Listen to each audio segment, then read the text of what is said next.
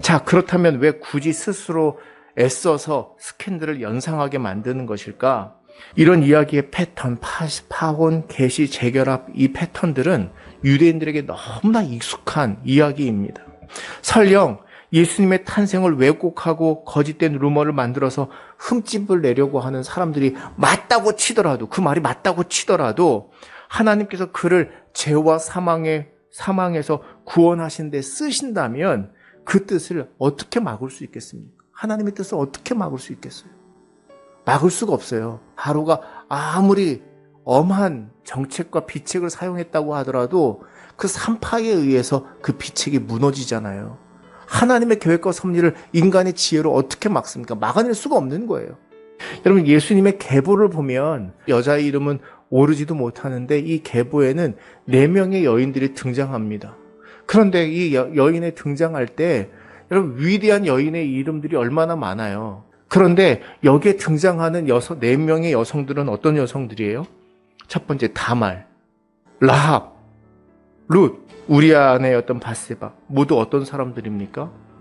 유대인들의 율법의 기준에는 합당하지 않은 사람들이었습니다. 인간이 세운 고상한 기준에 부합하는 사람들이었습니까? 오히려 정죄를 당하고 부정을 당하는 사람들이었습니다. 특별히 룻은 모압 여인입니다. 이스라엘은 모압 여인과 상종하지 않죠. 암몬 사람과 모압 사람은 여호와의 총회에 들어오지 못하리니 그들에게 속한 자는 10대뿐만 아니라 영원히 여호와의 총회에 들어오지 못하리라. 신명기 23장 3절에서 규정하고 있는 내용입니다. 그러면 여러분, 누가 총회에 들어오지 못할까요? 룻은 다윗의 증조모입니다. 그리고 그 고조모는 누구예요? 다윗의 고조모는 우리가 잘 알고 있는 누구 라합?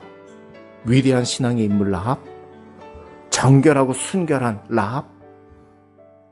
아니면 착하고 현모양처였던, 너무너무나 율법을 잘 지키고 그랬던 라합? 아니에요. 하나님은 때로는 인간이 거부하고 정죄하고 비난하고 돌을 던지는 사람까지도 하나님이 쓰시고자 하면 귀하고 값지게 쓰시는 거예요. 하나님 기생 라합을 이렇게 쓰시는 거거든요. 마태복음 3장 9절은 이렇게 말하고 있습니다. 속으로 아브라함이 우리의 조상이라고 생각하지 말라. 내가 너에게 이르노니 하나님이 능히 이 돌들로도 아브라함의 자손이 되게 하리라. 성경은 말하고 있습니다. 그 자만심에 빠지지 마라. 하나님은 이 돌들로도 아브라함의 자손을 만들 수 있다. 사람들이 부정한 사람이라고 정죄한 사람으로도 하나님은 너무나 귀하고 값진 일들을 사용하시는 분입니다. 어찌 보면 성경은 인간의 선민의식, 혈통주의, 편견, 선입견, 오만함에 맞서고 있는 겁니다.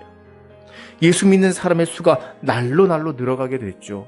마치 애굽의 바로 왕이 히브리인들의 수가 늘자 불안해하고 두려움이 일어나 히브리인들을 받게 했던 것처럼 헤롯의 유아살해 명령은 역사적인 사실일 수도 있지만 어떤 의미에서는 역사가 반복된다고 하는 그 차원에서 유대인들의 괴롭힘이기도 합니다. 애굽의 바로의 명령보다 하나님을 더 두려워했던 산파가 있었던 것처럼 바로의 명령이 있었지만 그 명령보다 하나님의 명령이 하나님이 더 두려워했던 그 산파가 생명을 낳는 일에 오히려 하나님 편에서 일했던 것처럼 마태 공동체 안에는 유대인들의 완악한 시선, 유대 민족으로부터 출교당할 위협, 세상이 만들어 놓은 가치에 길들여져서 따르기를 강요하는 그 눈치를 보아야 하는 딜레마, 이런 것들보다 하나님을 더 두려워하고 믿음의 산파 역할을 했던 제자들이 있습니다. 이 대림절에 우리가 소망을 주님께 두고 하나님의 자녀로 서서 믿음의 산파 역할을 감당해야 합니다.